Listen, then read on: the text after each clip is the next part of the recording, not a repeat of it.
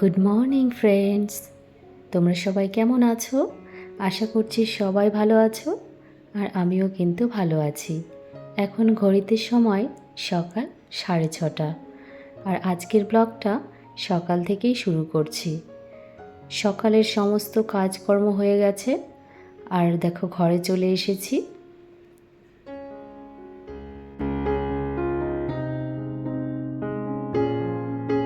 বাইরের সমস্ত কাজ কমপ্লিট হয়ে গেছে, ঘর উঠোন ঝাড় দিয়েছি, বাসন মেজেছি। এখন আমি আমাদের ঘরটা পরিষ্কার করব। আজকে অনেকটা নোংরা হয়ে গেছে।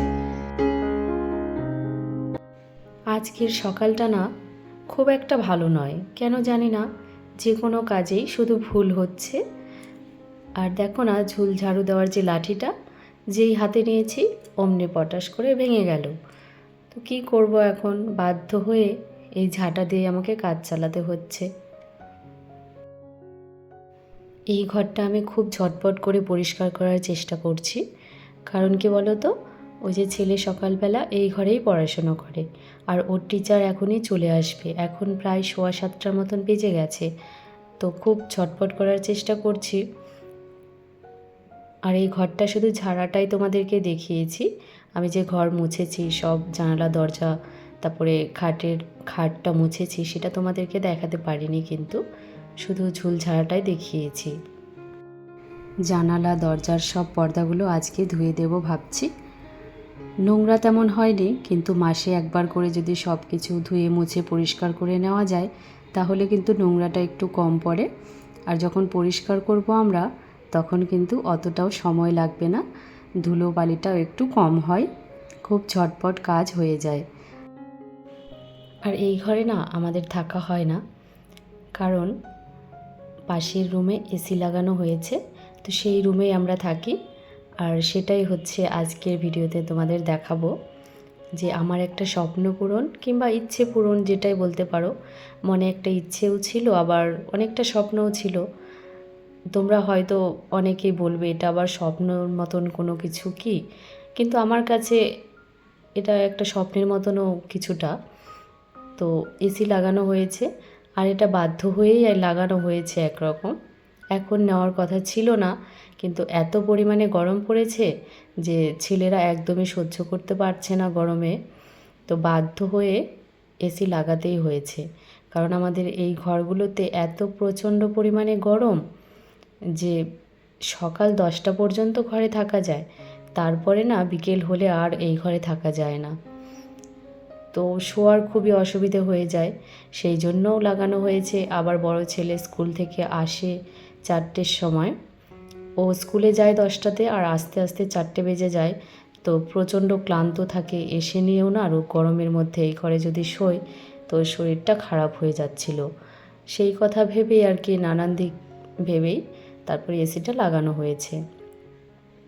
তবে অনেকটা ইচ্ছেও ছিল যে লাগাবো, তো ফাইনালি এত তাড়াতাড়ি হয়ে যাবে সেটা ভাবতে পারিনি। আর দেখো ঘরটা পরিষ্কার করতে না করতেই ছেলে এসে হাজির বই খাতা নিয়ে। তারপর আমি ঝটপট করে মুছে নিয়েছি ঘরটা, পরিষ্কার করে দরজাটা লাগিয়ে দিয়ে এসেছি ওকে। আর পাশেই বারান্দায় আমি যেখানে সেলাই করি, তো সেখানে সেই গ্রিলগুলোই পরিষ্কার করছি।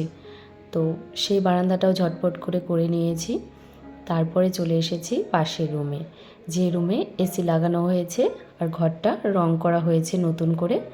তো কেন জানি না, এসি লাগানোর পর থেকে না এই ঘরটা প্রচণ্ড পরিমাণে নোংরা হচ্ছে, সব জায়গায় ধুলো পড়ে একদম অন্ধকার হয়ে আছে। এরকম কেন যে এরকমটা হচ্ছে, প্রচণ্ড ধুলো পড়ে যাচ্ছে।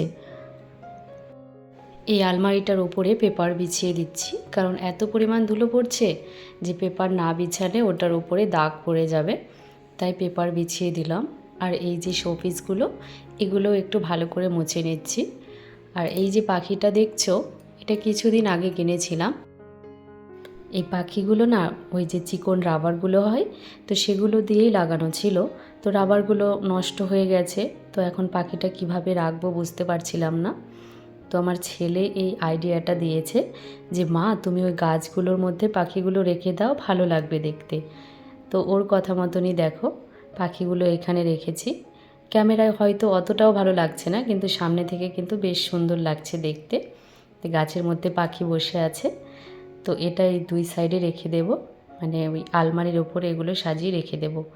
নিচে না একদমই রাখতে পারি না, ওই যে দুষ্টু আছে ছোট ছেলেটা, খুবই দুষ্টু, না হলে ভেঙে দেবে সব, তাই সব কিছু ওপরেই রাখতে হচ্ছে।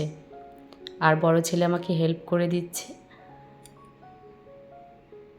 এত ঝটপট করে আমি ঘরটা পরিষ্কার করলাম, আর টিচার আসতে অনেকটাই লেট করেছে, এখনও আসেনি দেখো, সেই জন্য ও আমাকে একটু হেল্প করে দিল।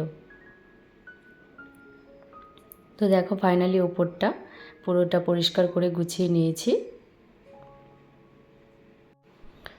আর এই দেখো সেই এসিটা, হয়তো দামি নয় অনেকটা, কিন্তু আমাদের মতন সাধারণ মধ্যবিত্ত মানুষদের কাছে না এগুলোই অনেকটা দামি। ওই ওয়ালে এসি লাগানো হয়েছে, আর এখানেও একটা কাজ করা হবে, তবে সেটা কিছুদিন পরে করব, এই মুহূর্তে হবে না।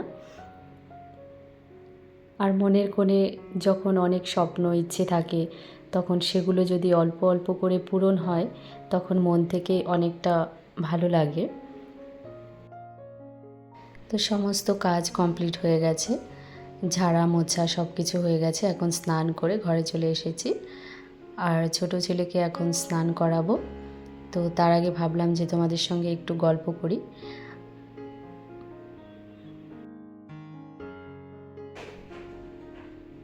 আর আজকের রান্নাটা আমার শাশুড়ি মাই করছে, তো সেই জন্য তোমাদেরকে রান্নাটা দেখাতে পারলাম না।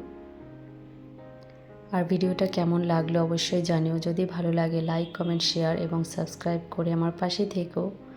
দেখা হচ্ছে নেক্সট ভিডিওতে, ততক্ষণে তোমরা সবাই সুস্থ থেকো, ভালো থেকো।